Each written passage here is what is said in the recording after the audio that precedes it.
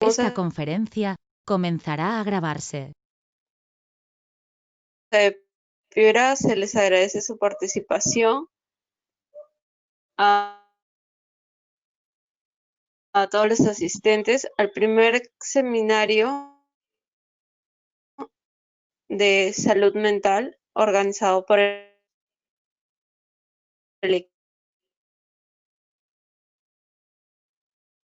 equipo académico. El tema del día de hoy estará a cargo por el doctor Jorge Carmona, especialista en neurología.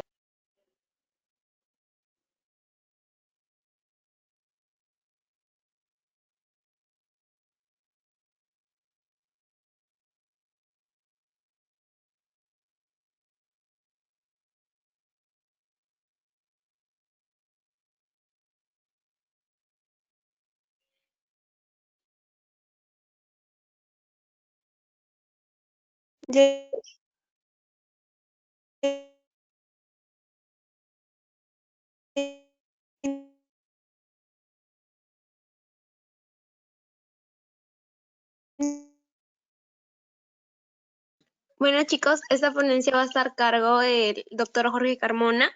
Como ya lo habíamos explicado, va a ser el tema de fisiopatología de la intoxicación por MDMA y LSD. Entonces, vamos a comenzar esta ponencia. Cualquier pregunta o duda va a ser al final de esta. Asimismo, les recordamos de que el link de inscripción y del test de esta ponencia va a ser al final. Se van a enviar juntos por el chat de WhatsApp. Muchas gracias, doctor. Le damos inicio a su presentación. Buenas tardes. Muchas gracias. Espero no tener problemas de audio porque parece que está la comunicación entrecortada. Bueno, si hay algo de eso me avisan, por favor.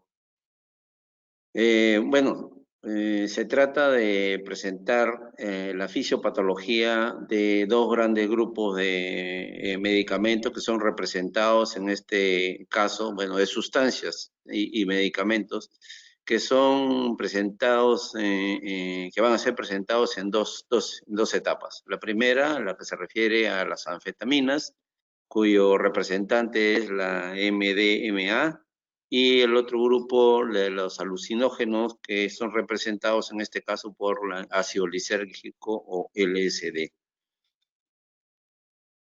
Antes que nada, quiero darle mi agradecimiento a la Sociedad Científica Estudiante de Medicina de la Universidad César Vallejo por la invitación para hacer esta ponencia. Y también declarar que no tengo conflictos de intereses vinculados a ninguna prescripción que puedan mencionarse en esta exposición. Declaro también no recibir honorario como ponente ni financiamiento de programas educativos. Y finalmente declaro no participar en algún grupo de interés para influenciar la promoción o uso de algún fármaco o sustancia mencionada en esta exposición. Dicho esto, pasamos entonces a la ponencia. Esta es la fórmula estructural de la molécula denominada MDMA, ¿no? Es un representante de las anfetaminas. Su estructura química está relacionada con las anfetaminas y sus efectos definitivamente tienen que ver con este grupo de sustancias que son excitadoras o estimuladores del sistema nervioso central. Vamos a revisar por eso previamente qué son las anfetaminas, cuáles son los grupos más importantes y después haremos precisión sobre esta sustancia en especial. Las anfetaminas son, como ya he mencionado, estimulantes del sistema nervioso central, ¿no? En la actualidad, las opciones terapéuticas que tenemos para las anfetaminas son muy pocas. En realidad, acá he traído tres situaciones que, por lo menos en neurología y en psiquiatría, se utilizan todavía este grupo de medicamentos. El primero es la narcolepsia, que es una situación de sueño patológico en la cual la persona o el paciente tiene ataques sucesivos de sueño independientemente de la hora, día y noche, y que cae un sueño profundo en momentos imprecisos, o sea, se da a lo largo del día. La narcolepsia entonces tiene entre sus indicaciones el uso de algún tipo de anfetamina. El otro grupo de problemas que todavía se tratan con anfetaminas es el trastorno por déficit de atención, el TDAH, que generalmente va asociado a hiperactividad. En este caso, en la actualidad se está utilizando hasta 3 tipos de anfetaminas para el tratamiento de estos. Generalmente son niños pequeños, también adultos, pero es mucho más frecuente este trastorno en los niños. Por eso es que se usa, en este caso, el metilfenidato como tratamiento con bastante efectividad.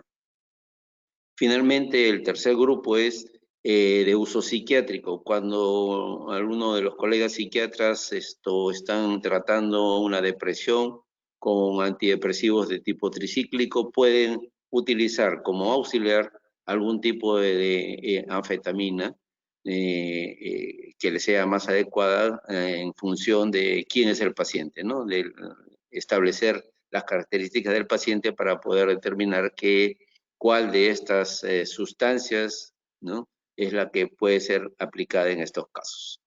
Entonces, estas anfetaminas tienen, digamos, una variedad. Las que se usan en este momento todavía están acá resaltadas en negrita, es el metilfenidato, que es el Ritalin, que se utiliza, como he mencionado, en el trastorno de atención asociado a hiperactividad. Y muy rara vez ya se están usando algunas anfetaminas como anorexígenos, es decir, como medicamentos que quitan el hambre y que por lo tanto se utilizan para reducir el peso. Aquí está también la fenmetracina, que es el Preludin, el Tenuate, que es el dietilpropión, que son medicamentos que todavía algunos endocrinólogos o algunos colegas que se dedican a los síndromes metabólicos o a la disminución de peso de pacientes pueden utilizarla porque tiene como característica quitar el apetito. Por lo tanto, es un coadyuvante en el ejercicio y en la dieta que utilizan estos colegas para poder bajar, a lograr que el paciente baje de peso. Hay una clasificación de las anfetaminas que se ha hecho dado sus efectos. Entonces tenemos, como hemos mencionado, las anorexígenas, aquellas que quitan el apetito porque actúan a nivel central, a nivel hipotalámico, y está la relación estas de anfetaminas que están en el cuadro. No las vamos a mencionar cada una. El grupo de las entactógenas, llamadas así, porque producen efectos emocionales y sociales. Ahí justamente está ubicado la sustancia de la cual vamos a hablar, ¿no?, que es el éxtasis, el MDMA. Y el otro grupo son los alucinógenos, que tienen un efecto más de provocar sensaciones anormales de tipo alucinaciones en el sistema nervioso central de aquellas personas que lo usan. Y que generalmente ya no son muy usadas, ¿no?, pero que las ponemos acá para que ustedes tengan en cuenta todos los grupos de las anfetaminas y cómo se clasifican según los efectos. Lógicamente que las anfetaminas tienen efectos adversos, por eso que se han ido dejando en su uso en la terapia, en la medicina. Y ahora son solamente muy pocas, contadas las patologías o los trastornos que se están usando, que ya los hemos mencionado además. Pero los efectos adversos de las anfetaminas son lo que han limitado muchas veces su uso. Y estos son, digamos, tienen varios tipos de acción. A nivel general, a nivel neurológico, a nivel psicológico, producen manifestaciones, que es lo que queremos resaltar acá para que sepamos cuando un paciente puede estar bajo efectos de anfetamina. Los efectos generales son síntomas como enrojecimiento, como palidez, cianosis, fiebre, taquicardia, problemas cardíacos graves dependiendo de la dosis, ¿no? elevación de la presión arterial, por eso que es muy peligroso usar en pacientes que tengan antecedentes de hipertensión o labilidad en la presión arterial. Pacientes que hayan presentado hemorragia o en accidentes vasculares cerebrales, también están contraindicados, lógicamente, el uso de las anfetaminas. Náuseas, vómitos y problemas respiratorios. La mayoría son síntomas generales inespecíficos, pero hay algunos puntos como los problemas cardíacos graves, los accidentes cerebrovasculares y los problemas respiratorios que hay que tener en cuenta que son manifestación de un efecto adverso por uso de anfetaminas, generalmente no recetadas. Los efectos neurológicos tienen que ver con la presencia de temblor, que es un movimiento extrapiramidal de tipo involuntario, con la ataxia, que es una dificultad para la marcha y para el equilibrio, con la pérdida de las facultades sensoriales, que varían en cuanto a sus manifestaciones, con la presencia además de problemas musculares o neuromusculares, como el calambre, la tetania, las convulsiones, la pérdida de conciencia y el coma, con cuadros punto de vista neurológico severos que pueden ser ocasionados por la ingesta de este tipo de sustancias. ¿Puede en algún caso producirse la muerte? Sí. La muerte por sobredosis se asocia en este caso a convulsiones, un shock cardiovascular y también a hiperplexia, ¿no? La definición de hiperplexia está acá abajo. Es una reacción de sobresalto anormal, patológica, que se asocia mucho a hipertonía de toda la musculatura axial y que puede ir inclusive con fiebre alta, con hipertermia, ¿no? Entonces, eso se da en situaciones en que las dosis de anfetaminas han sido sumamente altas, generalmente con alguna intención de autoeliminación, ¿no? También los efectos adversos de las anfetaminas son de tipo psicológico. Y aquí tenemos algunas. ¿Qué producen? Inquietud, disforia, logorrea, insomnios, irritabilidad, hostilidad, tensión, confusión, ansiedad, pánico, ¿no? Y con alguna frecuencia también psicosis. Es un cuadro psicótico secundario a una intoxicación por anfetamina, no es poco frecuente ver, ¿no?, en la práctica de la emergencia. Entonces, tenemos que las anfetaminas producen efectos adversos de tipo general, de tipo neurológico y de tipo psicológico, y que también pueden producir, lógicamente, la muerte, como hemos mencionado. Por eso hay que tenerlas en cuenta. La MDMA es justamente un derivado de una anfetamina. Por lo tanto, comparte con este grupo de sustancias químicas, comparte muchas características en cuanto a sus efectos fisiológicos, en cuanto a su fisiopatología y en cuanto también a sus efectos tóxicos. Por eso es que vamos a hacer una revisión en cuanto a este medicamento específicamente, porque además de eso, es uno de los medicamentos que está de moda, entre comillas, ¿no? Es uno de los medicamentos que tiene algún uso entre algún grupo de gente joven que busca los efectos de este medicamento, perdón, de esta sustancia, para poder realizar sus actividades, sobre todo de esparcimiento. La MDMA, entonces, su nombre químico completo es 3,4-metilendioximetanfetamina. Por eso es que para obviar este nombre tan largo se le ha denominado MDMA. Pero también es conocida como Molly digamos, en el ambiente donde se usa, se conoce como Molly, como éxtasis o como sustancia X. Y al ser un derivado de anfetamina, tiene como hemos mencionado los efectos de este grupo de sustancias químicas. Es una droga ilegal, es una sustancia sintética, también llamada sustancia de diseño o droga de diseño, que actúa principalmente como un estimulante, más que como un alucinógeno, ¿no? Y que por eso se utiliza para estimular el ánimo, estimular físicamente a las personas que lo ingieren. Definitivamente que es un mercado importante para aquellas personas que trafican con esta droga ilegal y que por lo tanto están alrededor de los sitios donde se congregan la juventud, en el caso de las discotecas, en el caso de los espectáculos, ¿no? Porque ahí es donde van a poder administrar esta sustancia. Bueno, el hecho de que se consuma en estos medios es porque genera una sensación de bienestar, de estimulación, y también provoca una distorsión de la percepción, no solamente en la percepción del tiempo, sino también del espacio, ¿no? Y hace que la persona que está ingerido se sienta un poco en otro mundo que no es el real. Los efectos de su uso se empiezan a sentir después de 45 minutos de su ingesta. El punto máximo de acción se da más o menos a los 30 minutos y tiene una duración, su efecto en el organismo, más o menos de 3 horas.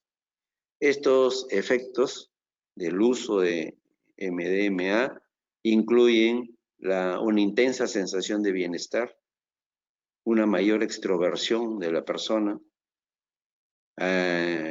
proporciona una sensación de calidez emocional con los otros, con las personas, con el grupo, mejora la empatía hacia otros, aunque esto es de muy breve duración, y también provoca una disposición para la catarsis. La catarsis no es otra cosa que hablar de cosas que guardan recuerdos que tienen gran carga emocional. Y muchas veces por eso la persona que está en catarsis puede llorar o puede sentir las emociones intensas cuando está frente o bajo los efectos de esta sustancia.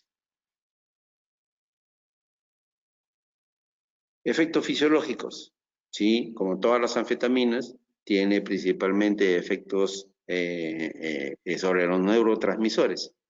Y estos efectos tienen que ver con principalmente un incremento de la presión arterial. Produce hipertensión y aumento de la frecuencia cardíaca. Por lo tanto, un paciente previamente hipertenso o que tenga carga genética de hipertensión, aunque sea joven, o que tenga problemas de ritmo cardíaco, va a provocar definitivamente más alteraciones que en las personas que no tengan estos antecedentes.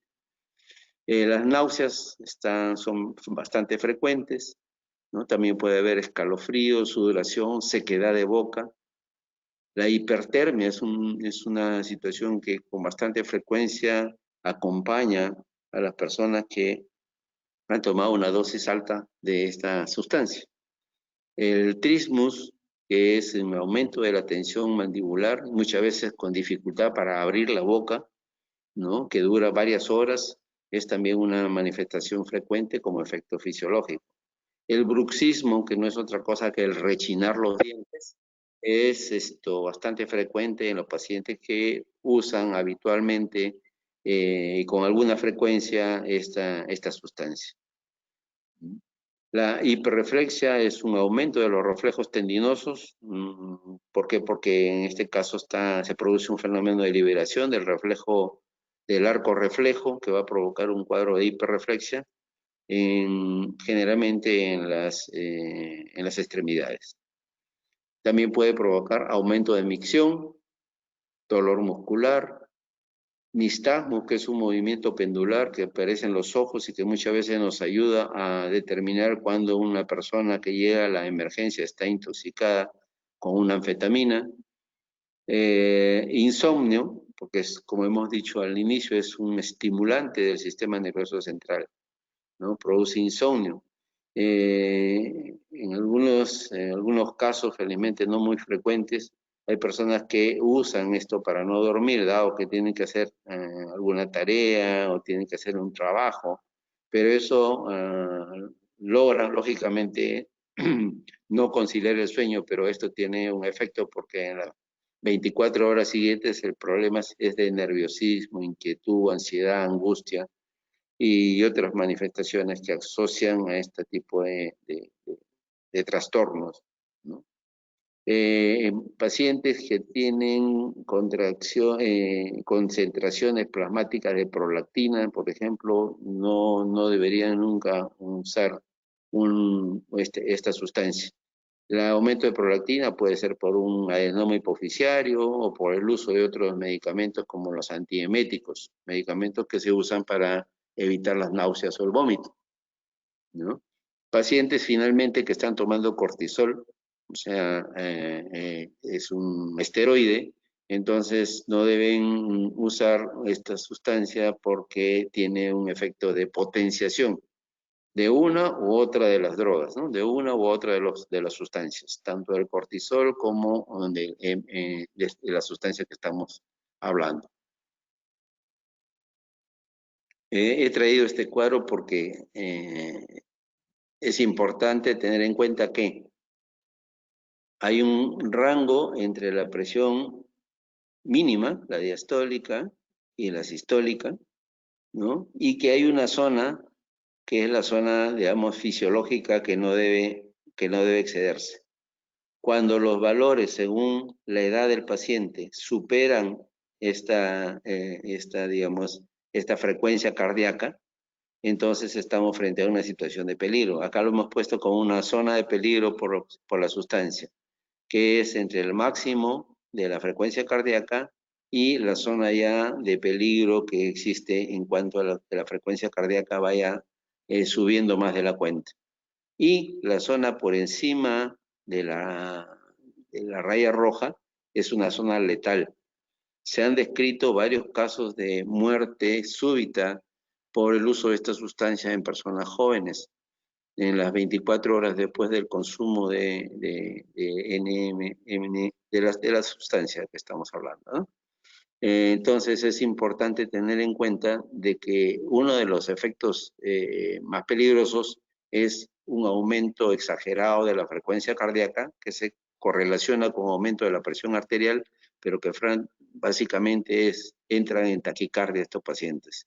Y es una taquicardia sostenida que va a provocar un agotamiento en la irrigación coronaria, porque recuerden ustedes que a mayor frecuencia cardíaca, menor periodo del diástole, y es en diástole donde se produce la irrigación coronaria principal, ¿no? Entonces hay que tener mucho cuidado con la frecuencia cardíaca en un paciente que venga y que sospechemos de que ha hecho uso de esta sustancia. Efectos secundarios. El efecto secundario, uno de los más importantes, es la hipertermia. O sea, un aumento de temperatura que excede la temperatura corporal. Generalmente supera los 40 grados. Y eso se produce porque el MDMA interfiere con esta capacidad del cuerpo, del hipotálamo principalmente, para regular la temperatura. Al actuar sobre neurotransmisores como la serotonina, que son importantes para que el hipotálamo regule la temperatura al alterarla, al provocar una disfunción central a nivel hipotalámico, entonces produce lo que se llama hipertermia o fiebre central, que es una fiebre mayor de 40 a 41 que no puede bajarse con medios, con medicamentos. Generalmente lo que se hace en estos casos es, se usan medios físicos, digamos, como es el hielo, para lograr la disminución de la temperatura corporal, ya que mantener una temperatura corporal por arriba de 40 grados tiene consecuencias fatales. ¿Por qué? Porque puede provocar, como vemos acá, una rhabdomiólisis, o sea, una lisis de las fibras musculares. Esta rhabdomiólisis es no otra cosa que la descomposición del tejido muscular, ¿no? Con muerte de las fibras musculares y con la salida de las sustancias que normalmente están en el tejido muscular, que comienzan a circular y pueden provocar inclusive una insuficiencia renal por taponamiento. También es frecuente que los pacientes que tengan hipertermia tengan un desequilibrio electrolítico, ya que están perdiendo en forma compensadora, están perdiendo mucho líquido para tratar de disminuir la temperatura, y ustedes saben que cuando se pierde mucho líquido se pierde también el sodio, entonces se produce una depleción del sodio y que puede ser, digamos, de mucho riesgo para la vida del paciente. Estos trastornos hidroelectrolíticos pueden ocasionar edema cerebral, ¿no?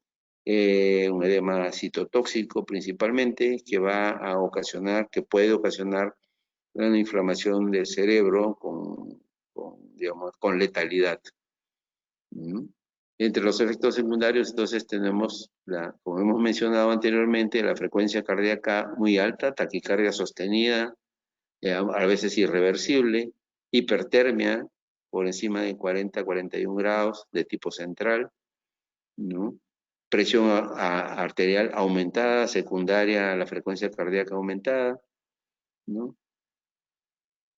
Y esos son, digamos, los efectos secundarios más frecuentes. En la fisiopatología de la MDMA, tenemos que tener en cuenta que se produce porque existe una liberación mayor de serotonina.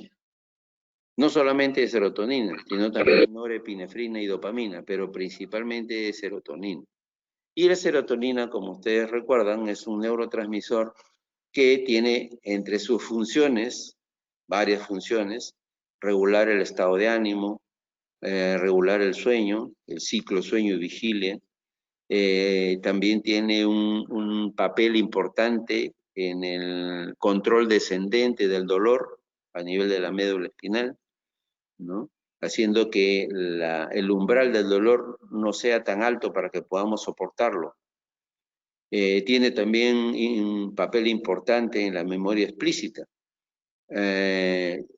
Tenemos, como ustedes deben saber ya, una memoria corta, memoria de trabajo, se llama, que es la memoria inmediata que utilizamos para grabar los datos que estamos escuchando, percibiendo. Sin embargo, esta memoria, para que se haga una memoria explícita, para que quede grabada, digamos, realmente en el hipocampo, necesita el papel de la serotonina, que es la que va a lograr de que esta memoria de trabajo se convierta en lo que se llama una memoria explícita, una memoria a largo plazo. También funciona como anfetamina, que también altera el apetito y otros comportamientos, como puede haber excitación, agresividad, ¿no? O también comportamientos, digamos, bizarros, ¿no? Que no son normales en circunstancias de no haber ingerido una sustancia como esta. Esta liberación excesiva de serotonina por la sustancia MDMA es la que produce la estimulación del estado de ánimo que presenta la persona que está consumiendo esta droga, ¿no? Esta fisiopatología entonces actúa aumentando la actividad a nivel del sistema nervioso central de los transmisores, principalmente serotonina, pero también de la dopamina y la norepinefrina, que a su vez van a ocasionar sus efectos. En el caso de la dopamina y norepinefrina, la liberación aumentada y la disminución de su recaptación en el tronco cerebral va a provocar anorexia, pero estimulación también. Inhibe la dopamina y norepinefrina, al inhibir su recaptación en el núcleo caudado hipotálamo puede provocar conductas estereotipadas, conductas que no son comunes, pero que pueden darse frente al efecto que tiene esta sustancia en el sistema nervioso central, ¿no? A nivel del sistema nervioso periférico, la norepinefrina es la que se encarga de aumentar la presión sanguínea y la frecuencia cardíaca. Por eso es que estos pacientes tienen taquicardia sostenida, tienen aumento de presión arterial, porque ese es el efecto de la norepinefrina pero a nivel periférico, no a nivel central. Entonces vemos que en la fisiopatología de la MDMA están concurriendo tanto factores centrales del sistema nervioso central como factores periféricos en cuanto a el efecto de los neurotransmisores que están en aumento, ¿no? Acá les traigo una imagen. Este es un SPECT, una tomografía por emisión de positrones. Este tipo de tomografía utiliza una sustancia radioactiva que se inyecta y es la que va a actuar como marcador en las zonas del cerebro y sobre todo de la corteza cerebral que están activadas. Entonces se le pide a la persona que haga algún tipo de razonamiento, algún tipo de pensamiento, entonces se va a activar la zona de la corteza.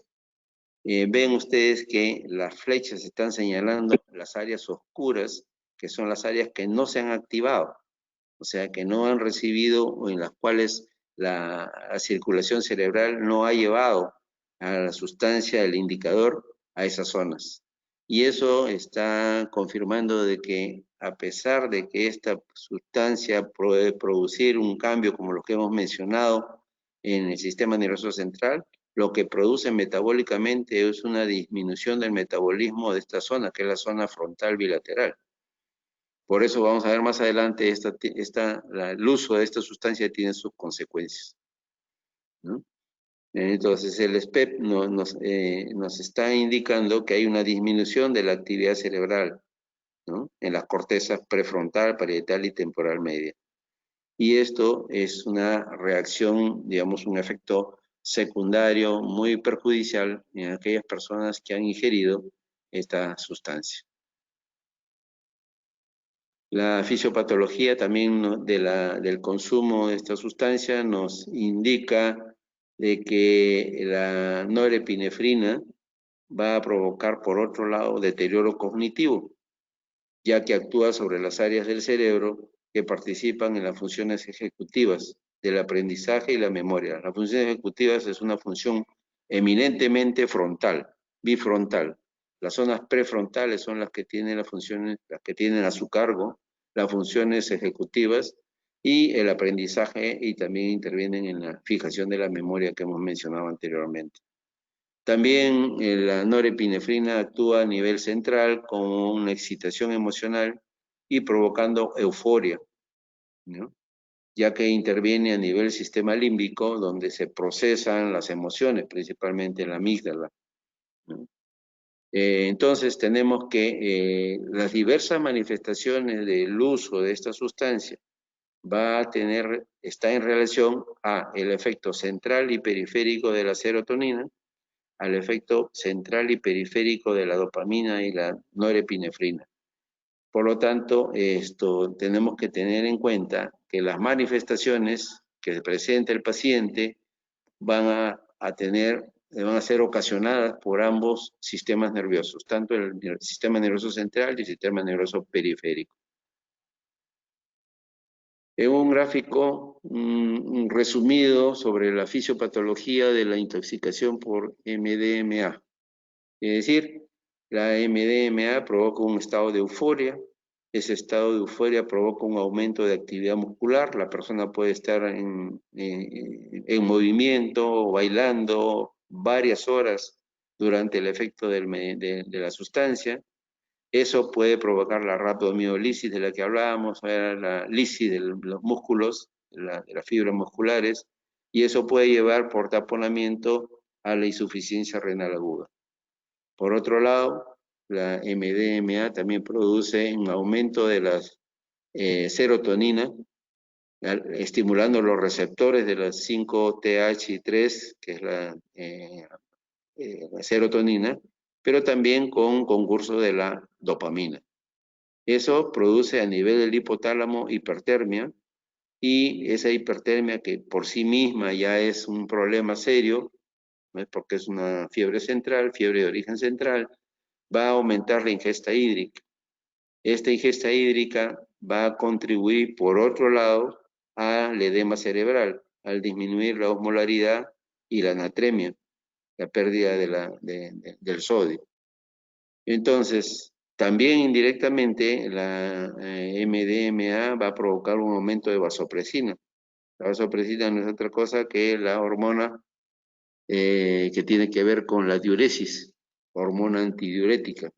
Y entonces va a provocar retención hídrica. Eso contribuye a la disminución de la osmolaridad y que justo con la ingesta de agua va a provocar un aumento de líquido intracelular. Y ustedes saben que cuando hay líquido intracelular se produce la hinchazón de las células, en este caso de las neuronas, provocando un edema cerebral. Ese edema cerebral puede manifestarse como hipertensión endocraniana, cuando el edema es cerebral, difuso y aumentado, ¿no?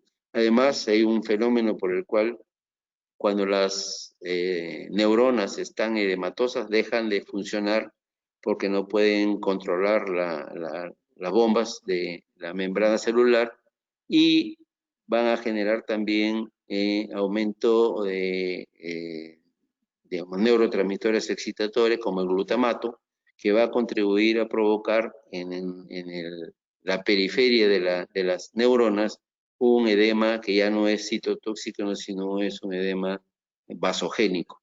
Entonces es una especie de cascada que se desencadena y que es bastante difícil de modular con terapéutica.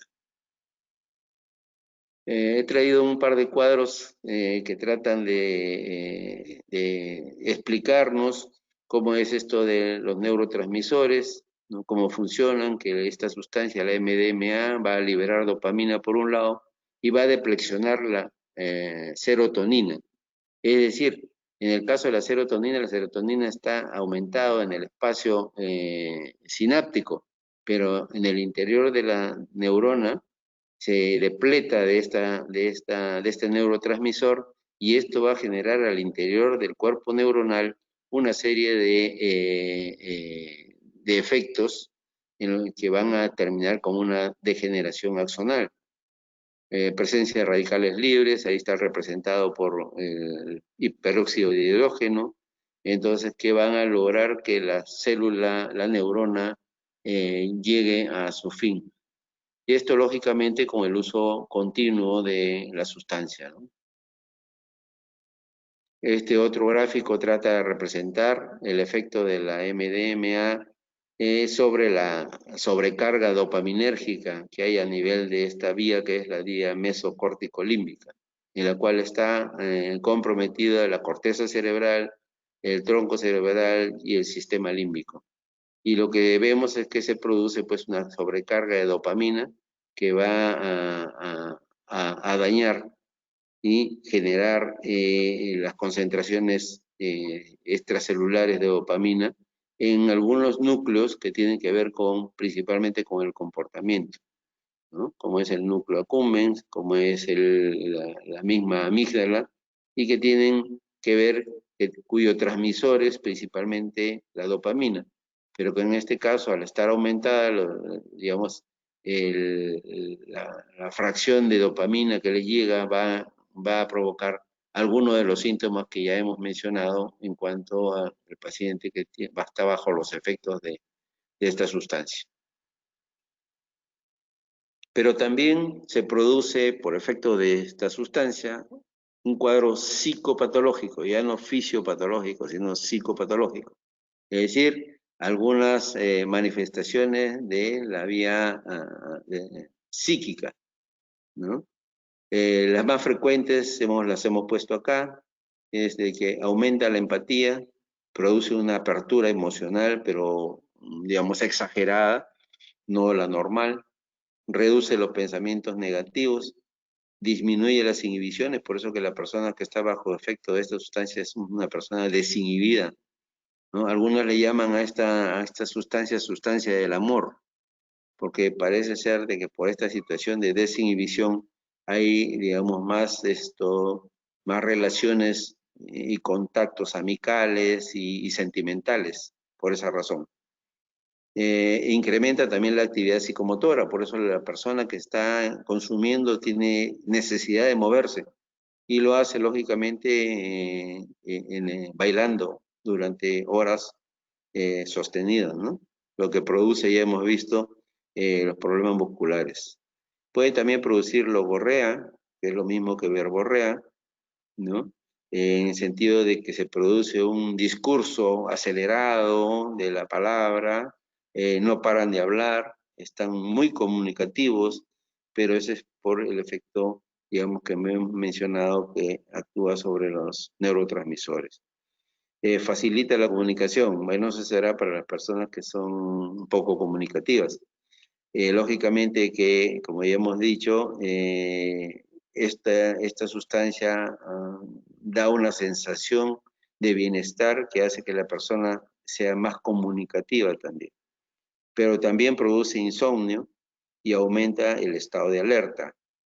Muchas personas o pacientes que han consumido se quejan de que los días posteriores a la ingesta no pueden dormir, producen un insomnio y están en un estado de alerta, una excitación del estado de la alerta, ¿no? Los sonidos y los colores parecen más intensos por el efecto que hemos mencionado sobre la serotonina. Eso es en cuanto a las manifestaciones psicopatológicas del uso de esta sustancia. También, por otro lado, se ha comprobado que hay deterioro cognitivo con el uso continuo de MDMA. Los estudios indican de que las funciones cognitivas se encuentra un déficit, incluso después que se ha suprimido el consumo, ¿no? Y que lógicamente están en relación con la intensidad y frecuencia del consumo de la sustancia. Es decir, a mayor consumo y a mayor frecuencia de uso, vamos a encontrar mayor deterioro cognitivo, ¿no? Algunas de estas manifestaciones cognitivas tienen que ver con la memoria. Y ahí están ustedes viendo que se producen alteraciones de la memoria verbal y de la memoria visual, inclusive después de su primera ingesta de esta sustancia. También hay un factor de neurotoxicidad, ¿no?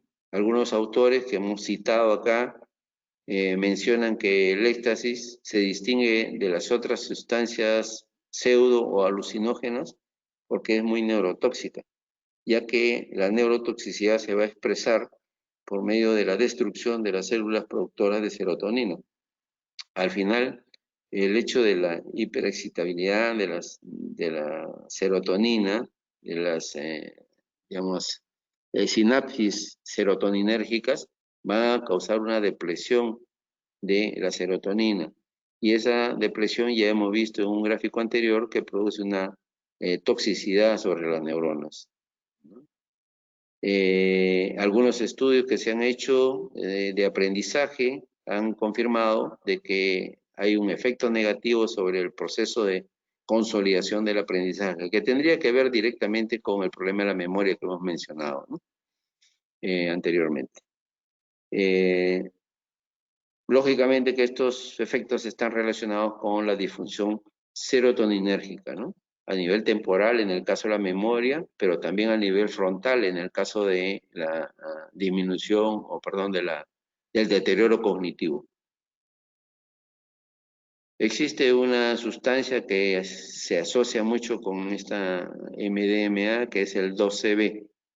Acá dice que es una, yo no la conocía, y la descripción que hacen es que es una mezcla de MDMA y LSD, y que lo hacen porque según los usuarios dice que pueden controlar mejor el efecto de este último, del LSD, que es una, como vamos a ver más adelante, es una sustancia que tiene que usarse en microdosis porque su efecto es muy severo, ¿no? El trastorno temporal de las capacidades físicas y mentales que se utilizan por uso de alcohol, asociado a esta combinación que suelen hacer los usuarios, provoca pues también aumento del sentido del tacto, parestesias, que son cosquilleos o adormecimiento en los dedos, tanto de las manos como de los pies, y además una percepción más brillante y vibrante de las luces, que es como una pseudo percepción, y que tiene también su explicación en el efecto de la serotonina en el sistema nervioso central. Algunas misceláneas que hemos encontrado cuando hemos revisado el uso de esta sustancia es que los consumidores o los usuarios dicen que provoca una sensación de paz, felicidad, una mayor facilidad de conectarse con la gente, ¿no? Pero también se describe una serie de efectos que no son tan benéficos, como hemos ya mencionado, náusea, bruxismo, y algunas veces el bruxismo es tan, digamos, sostenido que obliga a solicitar asistencia clínica porque el paciente no puede, por ejemplo, abrir la boca para ingerir los alimentos, ¿no? También hay efectos residuales, como ya hemos mencionado también, insomnio, sensaciones de despersonalización, es decir, me siento como que no soy yo, ¿no? Depresión, porque acuérdense que si la serotonina es digamos, el neurotransmisor que evita que nos deprimamos. Y cuando están bloqueados o está disminuido la serotonina, va a provocar cuadros de depresión, ¿no? Los flashbacks son episodios en los cuales la persona se siente como, digamos, perdida, ¿no? Por un momento se desconecta totalmente de él y de sus circunstancias, ¿no? Y que también puede generar efectos físicos como cefalea, vómitos, lumbalgias, ¿no? Estas misceláneas son importantes porque cuando estemos frente a un paciente, a una persona, y sospechemos del uso, tenemos que hacer las preguntas acerca de si ha sentido alguna de estas manifestaciones. Esta depresión, que se produce por una depleción de serotonina, puede aparecer incluso meses y años más tarde después de los efectos que han tenido con la droga, ¿no? Se hizo un estudio aplicándole a unos jóvenes que consumían MDMA el cuestionario de personalidad de Eysenck. Este cuestionario tiene unas subescalas que arrojan cuánto de neuroticismo y cuánto de psicoticismo puede tener una persona. Y en ambos casos se vio de que estos pacientes tenían digamos, una puntuación que los ponía en riesgo de estas situaciones, ¿no? Finalmente dice que en contra de lo que sucede con otros agentes psicodélicos, el MDMA produce pocos cambios en la percepción visual. Era porque generalmente el neurotransmisor que actúa en la visión no es precisamente la serotonina, ¿no? Entonces, hemos hecho una revisión de lo que es el uso de esta sustancia y para finalizar les he traído dos casos que creo que ilustran mucho de lo que hemos mencionado y entonces vamos a proceder a ver. En el caso clínico número 1 tenemos un paciente de 23 años que no tiene alergias, pero sí es consumidor ocasional de cocaína. Su diagnóstico de HIV fue hecho en el 2008, por lo cual recibe tratamiento con antirretrovirales. Es fumador activo de 2 cigarrillos al día. Y refiere que estando de vacaciones, parece que es extranjero, ha consumido 2 cristales de éxtasis que corresponden a 160 miligramos del producto. Extraído desde una discoteca por presentar un cuadro de sequedad de boca, náuseas, vómitos, pérdida de visión, debilidad en extremidades inferiores, disminución del nivel de conciencia, es decir, estaba en estupor o en coma, y movimientos tónico-clónicos generalizados, o sea, desencadenó un cuadro de convulsiones tónico-clónicas generalizadas.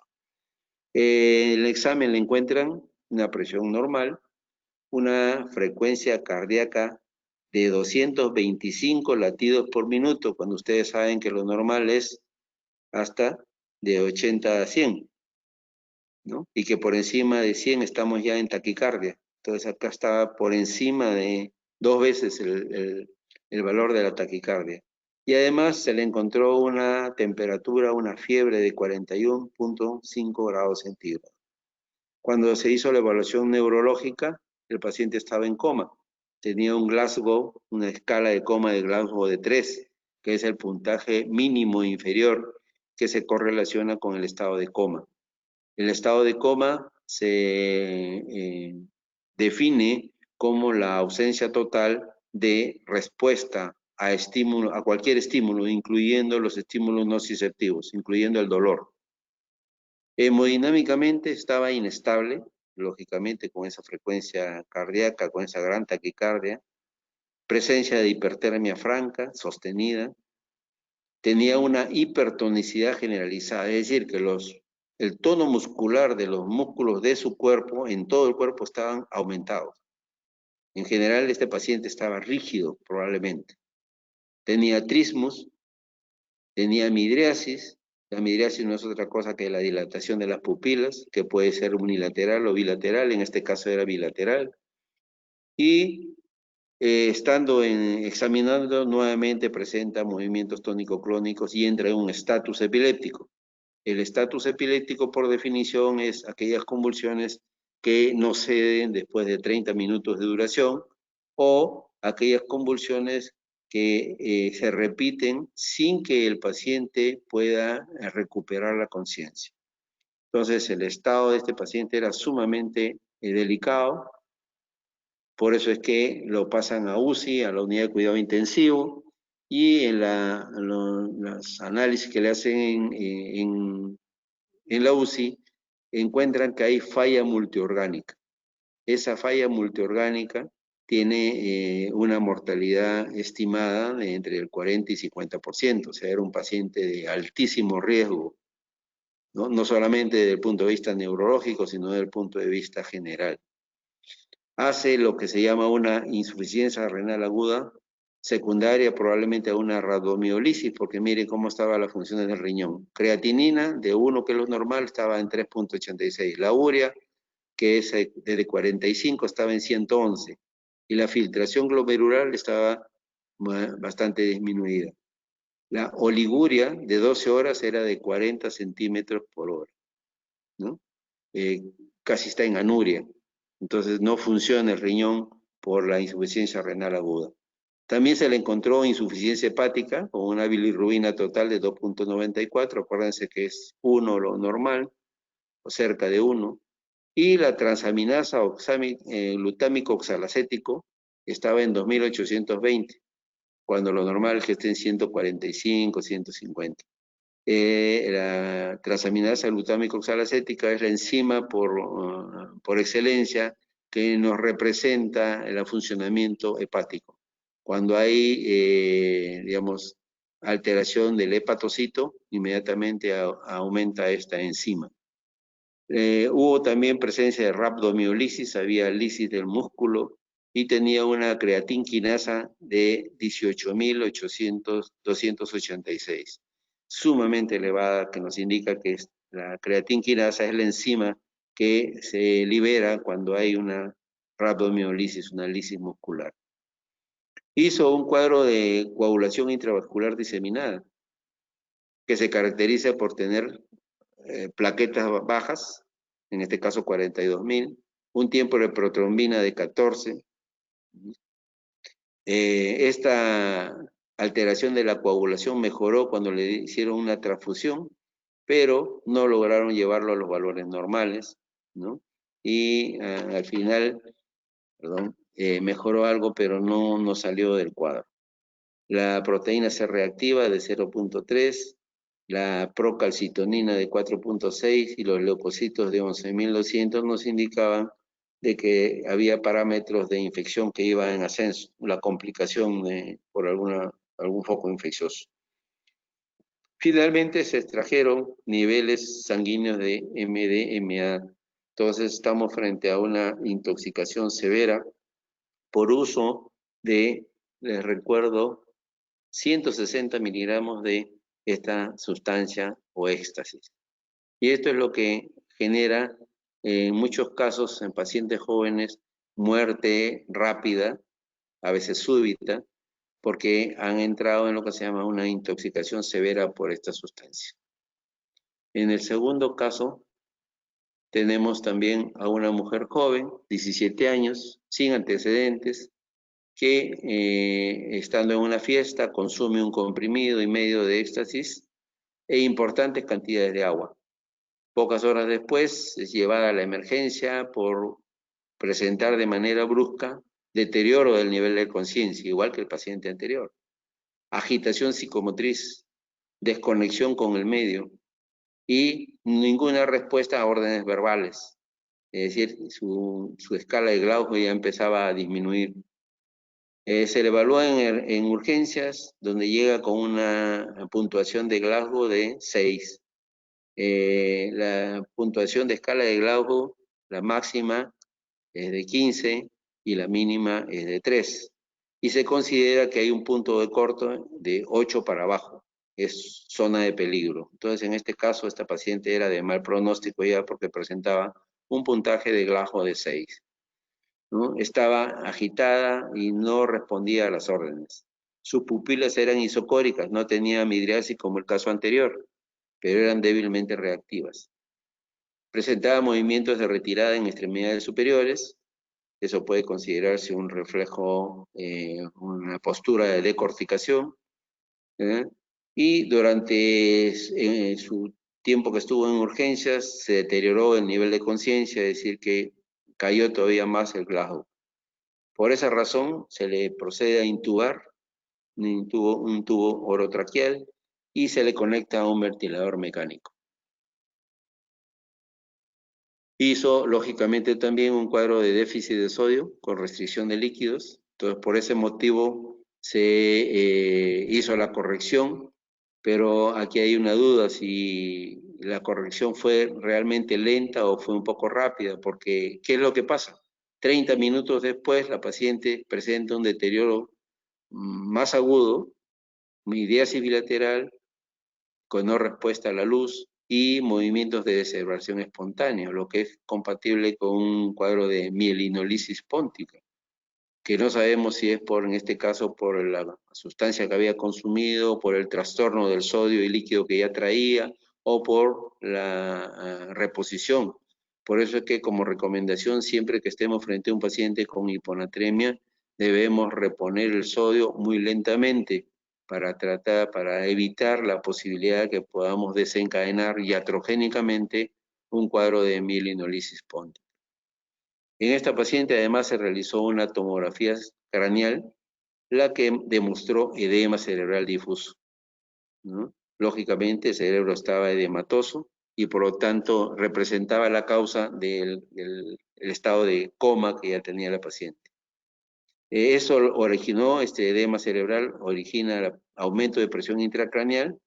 Lo normal en el caso del mercurio, de milímetros de mercurio, es 20, aquí estaba en 60, o sea, 3 veces más de lo normal tenía el aumento de la presión intracraneal.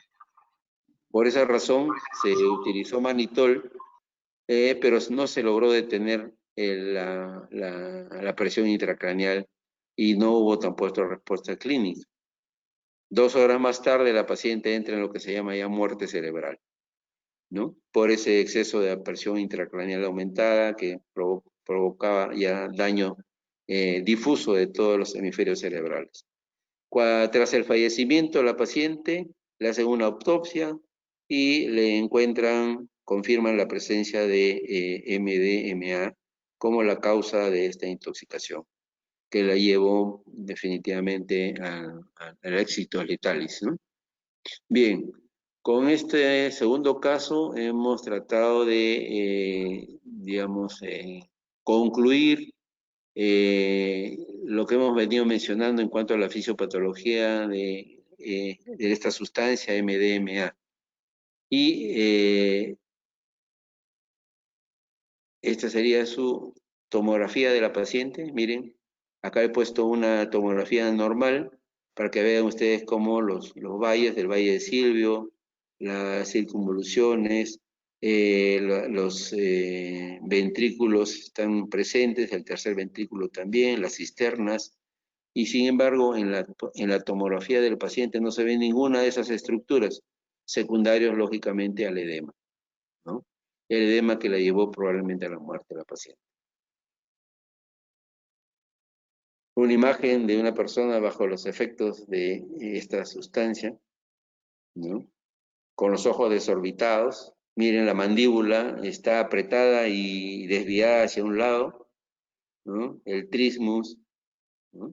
Que está graficando los efectos secundarios que está provocando esta sustancia. Bien, antes de pasar a LSD, no sé si habrá alguna pregunta. Si tienen alguna pregunta, chicos, está en la parte del chat para que la puedan escribir.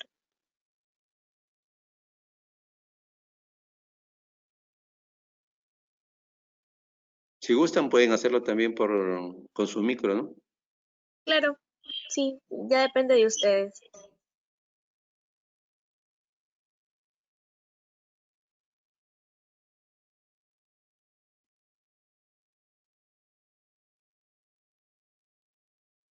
Bueno, si no hay ninguna pregunta, entonces seguiríamos con la segunda parte, en este caso para hablar del LSD, ¿no? Y hacer una revisión de la fisiopatología de esta sustancia, que tiene algunos puntos diferentes. En principio no es un derivado anfetamínico, y los efectos tanto primarios y secundarios de su uso son diferentes al grupo anterior que hemos visto. Entonces pasaríamos con la descripción de la fisiopatología del LSD. Esta es la fórmula estructural de la molécula de LSD. Es una sustancia también de síntesis, ¿no? No es un producto natural. Y es parte de ese grupo de sustancias que conocemos como alucinógenos, o sea, sustancias que producen alucinaciones. Y estas alucinaciones no son otra cosa que alteraciones sensoriales que la persona subjetivamente siente al estar bajo los efectos de esta sustancia. Farmacológicamente se utilizan sinónimos para identificar estas sustancias que producen estas sensaciones sensoriales anormales, como alucinógenos, psicomiméticos, psicodislépticos o psicodélicos. Todos representan lo mismo en la literatura médica, ¿no? O sea, diferentes denominaciones pueden darle diferentes libros o revistas, pero todos se refieren a lo mismo. Entre los principales alucinógenos, que son los más frecuentes, tenemos la psilocibina, que es un producto de los hongos, la dimetiltriptamina o DMT, que está en el ayahuasca, que es una liana de consumo en la selva de nuestro país y toda la selva tropical. La mescalina, que es la que se obtiene del peyote, que no es una cosa que un cactus. Y finalmente el LSD o ácido lisérgico, del que nos vamos a ocupar ahora. Algunas cosas más sobre los alucinógenos. Primero tendríamos que preguntarnos, ¿qué es una alucinación? Bueno, es una percepción sensorial que no tiene fundamento, o sea que no es real, no es objetiva. Por eso es que podemos diferenciarlo de la ilusión. La ilusión es una interpretación inadecuada, falsa, de una imagen, pero que es real. Muchos pacientes tienen ilusiones, ¿no? O sea, interpretación falsa de una imagen que ven y la deforman subjetivamente, pero eso no es una alucinación. En la alucinación no debe haber ningún objeto externo, objetivo, que pueda haber originado, sino que es una sensación, una percepción interna del sujeto que puede ser bajo efectos de una enfermedad o bajo efectos de una sustancia, como en este caso este grupo de sustancias alucinatorias. Etimológicamente se deriva del latín hallucinari, que significa errar con su espíritu, o mejor dicho, más frecuentemente, divagar, ¿no? Y lo que hace, pues, un paciente que está alucinando es divagando, ¿no? ¿Cómo describimos una alucinación? Como una percepción estetizada, es decir, un efecto de fascinación que provoca en la persona que lo está experimentando. Un sentimiento de significación profunda, relativa a objetos familiares. Una percepción con los ojos cerrados de imágenes vivas. O visiones en el espacio subjetivo. O distorsiones visuales o corporales de su mismo cuerpo, o del cuerpo de los demás. Estas experiencias son básicamente inducidas por drogas alucinógenas, ¿sí? Principalmente, como en este caso, el LSD. En general, los alucinógenos no son otra cosa que sustancias químicas que son derivados indólicos, se les llama indol-alquilaminas, ¿no? Y constituyen generalmente todo un grupo que está relacionado con el ácido lisérgico. El prototipo es el ácido lisérgico, es el que mejor también ha sido estudiado de este grupo químico, es la dietilamida del ácido lisérgico o LSD-25, o simplemente LSD. Esta sustancia fue descubierta por Hoffman en 1943. ¿No? Hay una clasificación de los alucinógenos que tiene que ver con sus grupos químicos. Acá he traído uno solamente para conocimiento general, no lo vamos a detallar, pero aquí están justamente en el primer grupo, ¿no?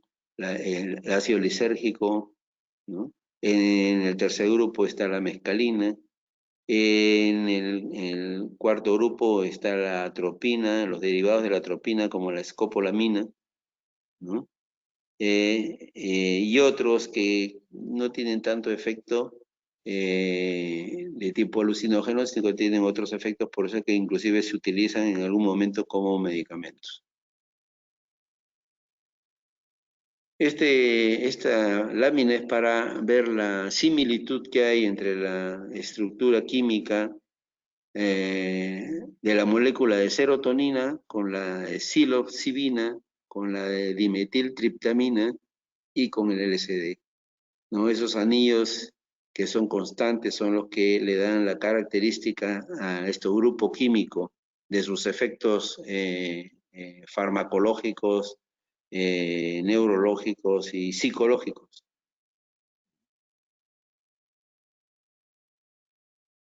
He traído esta imagen porque es un cuadro pintado por un artista mexicano que es conocido porque, según él, pinta bajo los efectos de microdosis de LSD. Y tiene una variedad de cuadros, todos coinciden o reflejan lo que parece ser que él experimenta, ¿no? Cuando está bajo los efectos de la sustancia, del LSD, y que lo utiliza para expresar su arte, ¿no? Con esto quiero mencionar de que el LSD, lógicamente, provoca una alteración en la percepción sensorial de la persona que lo está usando, y por lo tanto puede ver alucinaciones o percepciones que no puede verlas en circunstancias normales.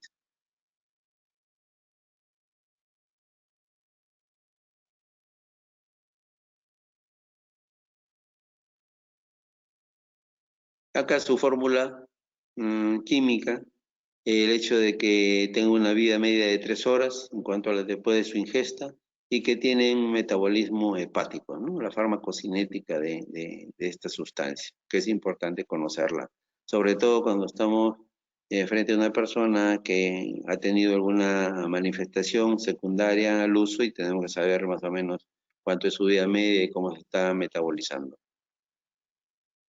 su fórmula estructural nuevamente. Y en cuanto a la farmacocinética, esa es una sustancia que se metaboliza por hidroxilación hepática. Solamente del total ingerido una pequeña cantidad alcanza el cerebro y es necesario solamente esa pequeña cantidad para lograr el efecto psicodisléptico. Y es que es un compuesto muy potente, ¿no? Dice que se necesitan dosis tan bajas como 50 millonésimas de gramos para producir algún síntoma propio de esta sustancia. Tiene un tiempo de vida media de 1.7 horas. Sus efectos aparecen al cabo de entre 30, 60 o 90 minutos. El efecto máximo se alcanza después de 3-5 horas de haberlo ingerido. Su duración es de 8 a 12 horas y hasta varios días. Eso va a depender del metabolismo de la persona, del usuario. Y la dosis habitual es oscila entre 50 a 200 microgramos. El mecanismo de acción. A nivel periférico se comporta como un antagonista serotoninérgico, o sea, bloquea la serotonina a nivel intestinal, a nivel periférico. Mientras que a nivel central actúa como un agonista parcial de los receptores. Es decir, el LSD lo que va a hacer es estimular los receptores que normalmente son estimulados por la serotonina, sobre todo los receptores de tipo 2 y de tipo 2C, que son los que están relacionados con el efecto que produce. Estos receptores están situados tanto en la neurona presináptica como en la postsináptica, ¿no? Y mimetiza, pero no solamente mimetiza, sino magnifica los efectos propios de los sistemas serotoninérgicos centrales. Estos receptores de serotonina también tienen la función de modular procesos biológicos y neurológicos.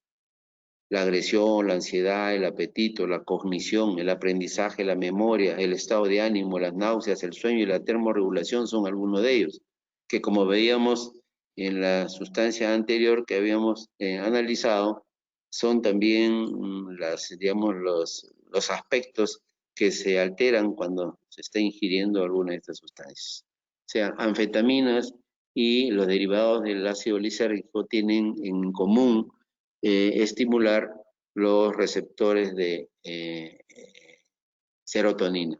Lógicamente que el LSD tiene una mayor acción sobre estos receptores que en la sustancia anterior. Pequeñas dosis, como hemos dicho, entre 50 y 100 microgramos, ya causan alteración psicodélica. La intensidad va a depender de la dosis, pero cuando se utiliza una dosis, por más que se eleve, ya no hay cambios cuantitativos. O sea, aumentar la dosis ya no produce ninguna otra modificación, ¿no? Hay que recordar que los receptores de serotonina son inotrópicos, es decir, son receptores que intervienen en intercambio de iones entre el extracelular y el intracelular y que están acoplados además a proteína G. Entonces su alteración no solamente va a causar mayor excitabilidad, sino también van a causar alteraciones iónicas en la economía, ¿no? Pero también el LSD activa algunos receptores dopaminérgicos, ¿no? De dopamina, pero con un menor efecto, lógicamente. Entonces, estas acciones en su conjunto van a provocar un desequilibrio funcional, que puede ser a diversos niveles. ¿Cuál se puede afectar más? El área cortical, el sistema límbico, eso va a depender de la persona, ¿no? Que está usando estas sustancias, ¿no?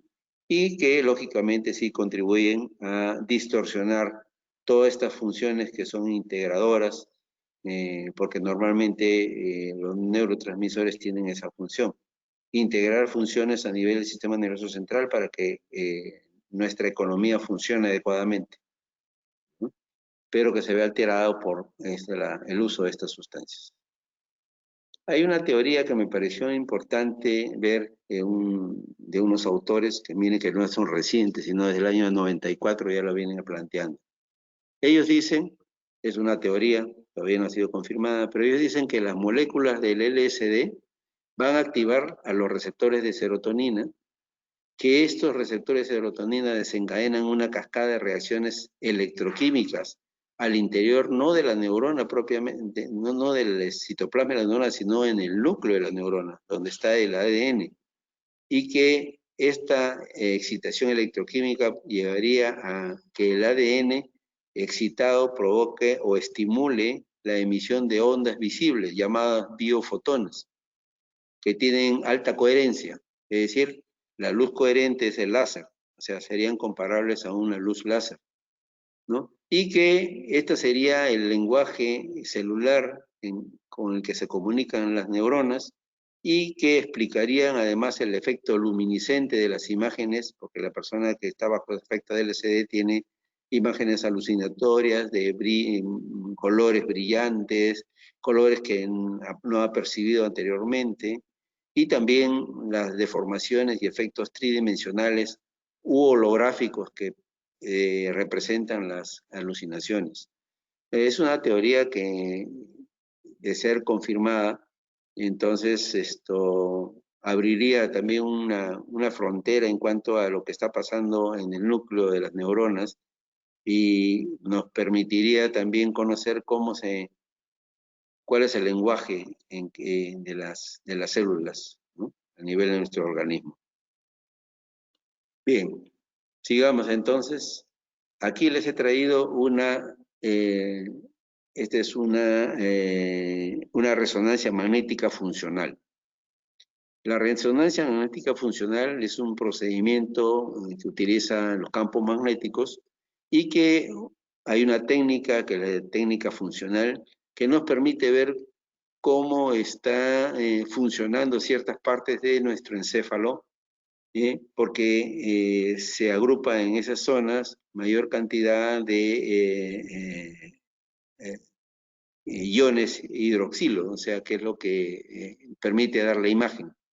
Y entonces vemos acá estas dos imágenes. En el lado izquierdo, como dice acá la leyenda, tenemos un paciente normal, ¿no? Al paciente del lado izquierdo se le dio placebo y al paciente del lado derecho se le inyectó una cantidad de LSD. Y miren ustedes lo que sucede. La resonancia magnética funcional muestra en este caso que la activación metabólica y vascular del cerebro se enciende prácticamente si lo comparamos con el otro lado. Entonces, esto estaría marcando la actividad de la sustancia en la activación del metabolismo cerebral, ¿no? A través de la serotonina. Es importante esto porque definitivamente el encéfalo de la persona que está bajo los efectos del LSD está hiperactivado, lo que probablemente tenga relación con la presencia de alucinaciones y sensaciones o percepciones diferentes a lo normal. Sin embargo, hay efectos agudos de esta sustancia. El LSD va a generar efectos agudos en la percepción, ¿no? Afecta sobre todo la esfera visual. El paciente en este caso ve cosas, ve imágenes, ¿no? Que lógicamente son alteradas, pero que representan una especie de percepción subjetiva de cosas que no son materiales, ¿no? Y entonces la visión se agudiza, los colores se ven más vivos, aumenta la percepción de profundidad, los contornos de las cosas, objetos y personas se hacen más nítidos. Es una alteración de la percepción y también de la imagen corporal. El paciente puede ver su propio cuerpo deformado, por ejemplo, ¿no?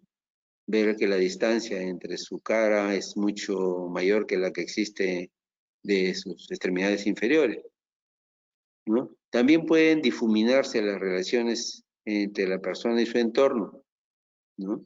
Y eso hace que la persona crea que está en un lugar y está en otro. Algunos casos se describieron inicialmente de personas que bajo el efecto del LSD se suicidaban, pero no es que se suicidaban, sino que pensaban de que podían volar y entonces se arrojaban de una altura, ¿no? Por efecto de la distorsión de su percepción, más que por el intento de quitarse la vida. La orientación temporal se pierde, es decir, hay una desorientación en tiempo, espacio, ¿no?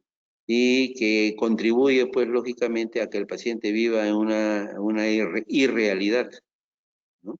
El tiempo se hace más lento, los minutos pasan lentamente como si fueran horas, ¿no?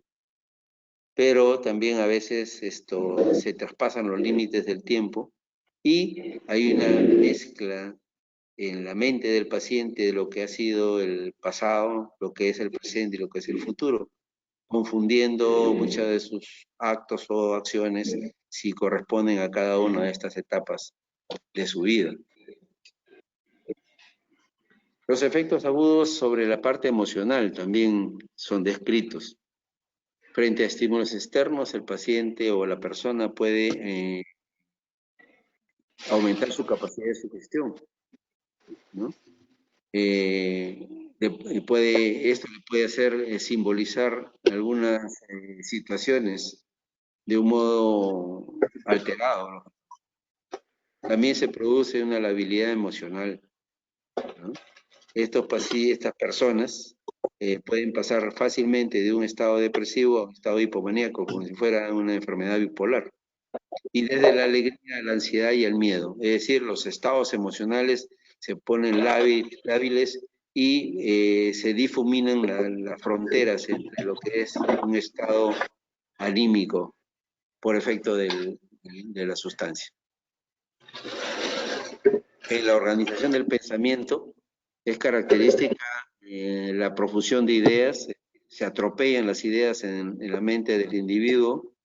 El paciente entonces que trata de verbalizar, pero trata de verbalizar todas las cosas que piensa y entonces el lenguaje se vuelve confuso, ¿no? Y esto muchas veces es referida por el paciente como una percepción trascendental, como que trasciende a su propio yo y que tiene algunas experiencias, digamos, extrasensoriales, ¿no? Pero es una sensación subjetiva que no es real. La memoria reciente y la capacidad de concentrarse pueden disminuir, así como también la atención. Son efectos, digamos, secundarios en la organización del pensamiento. Definitivamente que hay una toxicidad que se reacciona muchas veces con reacciones psicóticas agudas. Esto va a tener relación del perfil psicológico del paciente previo, ¿no? El paciente que tiene tendencia a neuroticismo, a psicoticismo, entonces, digamos, en función del uso de esta sustancia pueden desencadenar aquellos rasgos premórbidos que tenían, ¿no? A veces estos efectos son percibidos también como extremadamente desagradables, ¿no? Y el paciente lo refiere como el mal viaje, ¿no? Pero eso va a depender principalmente de la sensación subjetiva de la persona frente a la sustancia. Con poca frecuencia, conductas violentas. El riesgo de suicidio ya les he mencionado que es más una alteración de la percepción y de las capacidades propias del individuo que lo hacen pensar que puede volar o que puede dar grandes saltos, más que un riesgo realmente de suicidarse por estar bajo los efectos del LSD. Finalmente, que no fomenta esta sustancia conductas violentas, más bien tiende a disminuir la agresividad. Y esto le quita un estigma que ha tenido esta sustancia durante mucho tiempo de provocar conductas violentas cuando no es así. Durante la experiencia que tiene la persona bajo efectos del LSD, también se puede reducir la capacidad de realizar juicios críticos sobre el alcance de los propios actos. Por lo tanto, es una alteración cognitiva en la cual la persona pierde el juicio real y no es capaz de poder evaluar las consecuencias que pueden tener sus actos en ese sentido. Se dice también de que esta sustancia carece de acciones reforzadoras, es decir, no produce hábito. En los humanos, las pautas de consumo son durante periodos prolongados, no ocasiona dependencia, o sea, la persona no busca a la sustancia porque algo le falta, no ha ocasionado una dependencia ni psicológica ni física. Lo más común consiste en las personas que usan, que sean consumos esporádicos, ¿no? No frecuentes. Y eso es lo que hace pensar de que no produce dependencia, porque si no, el paciente estaría atado a la sustancia, consumiéndola repetidamente y tratando de obtener las manifestaciones de su consumo más frecuentemente, ¿no? En ese caso dice que por el hecho de que su uso es esporádico, la euforia no es constante y se trata más bien de un efecto secundario e infrecuente cuando se presenta, no es habitual. Efectos orgánicos también los hay. Tiene el ácido lisérgico que tiene acciones de carácter simpático, ¿no? Es decir, de sistema nervioso vegetativo, anticolinérgico, y produce algunos síntomas y signos también, como por ejemplo midriasis. La midriasis ya hemos mencionado que es la dilatación de la pupila. Cardiovasculares, taquicardia, aumento de la presión arterial, como lo hacían las sustancias anteriores. Gastrointestinales, pueden provocar náuseas, vómitos, disminución del apetito. Respiratorios, respiración más profunda con alteraciones del ritmo. Y neurológicas, que vean una variante de manifestaciones neurológicas como pueden ser la piloerección, la presencia de temblores, la presencia de hiperreflexia, reflejos aumentados, aumento de la tensión muscular por aumento del tono, pirexia, ¿no? Un exceso de sudoración, incoordinación y muchas veces ataxia, cuando afecta el cerebelo principalmente. Esto, como habíamos hablado de la mescalina, lo traje como un resumen para que ustedes sepan que este es también un alucinógeno relativamente de uso frecuente en nuestro medio, sobre todo en el campo, ¿no? Y que tiene un efecto parecido al LSD, pero miren, sus efectos son del orden de 4000 veces menos potentes, ¿no? O sea, sería un alucinógeno de grado medio, ¿no? Y lo he traído para que ustedes tengan, por cultura general, el conocimiento de que también existe este alucinógeno. Las referencias, por si alguno de ustedes quiere profundizar en alguno de los temas que hemos mencionado, de los puntos que hemos mencionado. Y ahora sí, creo que si es que hay alguna pregunta, la escucharemos y veremos si podemos responderla. Y doctor, justo habían preguntado con respecto dice, ¿en algún momento la MSDM podría utilizarse como componente de algún antidepresivo? Ya. No precisamente la MDMA. Lo que pasa es que como su composición responde a un grupo de sustancias, ¿no? Que son, digamos, excitadoras del sistema nervioso central, ¿no? Entonces, alguna de esas sustancias puede utilizarse como un coadyuvante en la depresión. En la depresión lo que tenemos que hacer es levantar el ánimo. Los antidepresivos actúan principalmente, digamos, proveyendo de más serotonina al espacio sináptico, ¿no? Y como el uso del grupo al que pertenece esta sustancia tiene algunos efectos, podría utilizarse, pero esta sustancia, la MDMA, no precisamente como un coadyuvante al tratamiento de la depresión.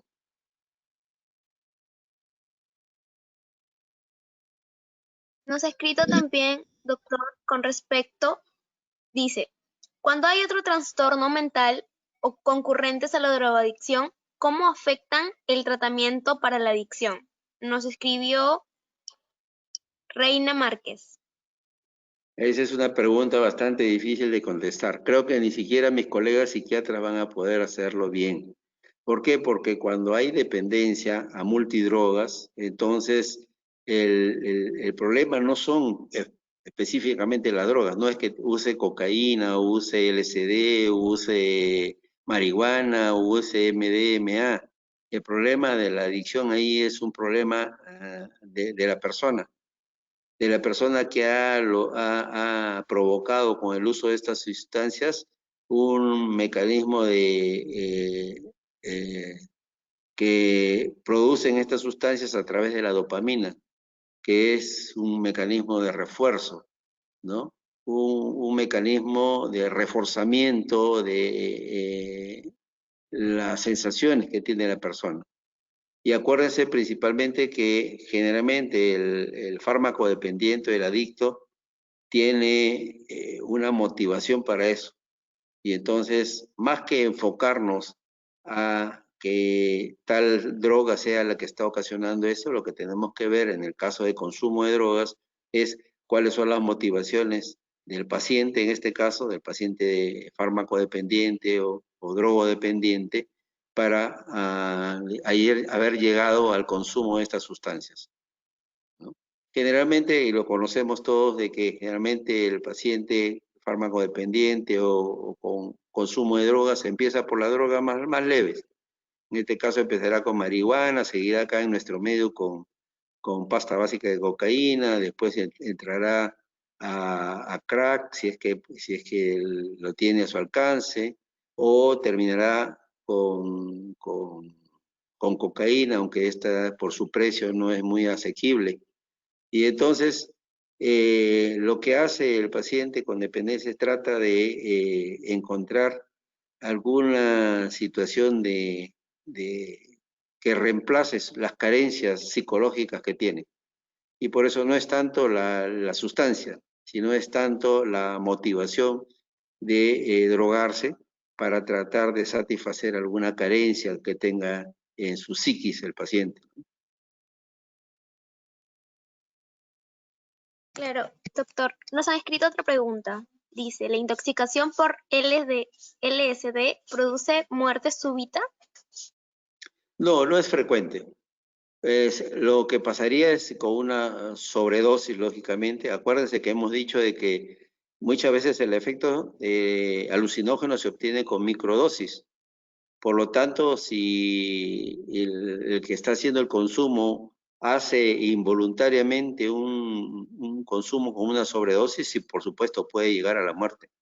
Puede llegar a la muerte por una inestabilidad cardiovascular, porque el efecto de la serotonina, tanto a nivel central como periférico, puede llevarlo a una descompensación cardiovascular, ¿no? Entonces sí puede producir esto una muerte, pero sobre todo con sobredosis. Con las dosis que suelen usar las personas que consumen esto, no es frecuente.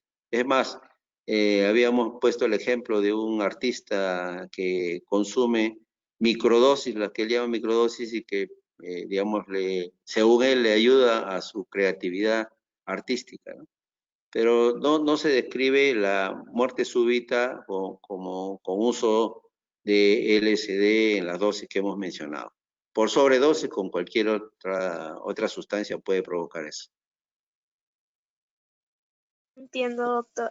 Otra pregunta que nos hace Caterine María dice, en el caso de la LSD, por la falta del uso continuo en humanos, como bien mencionaba, doctor, ¿podríamos asumir que no es adictiva?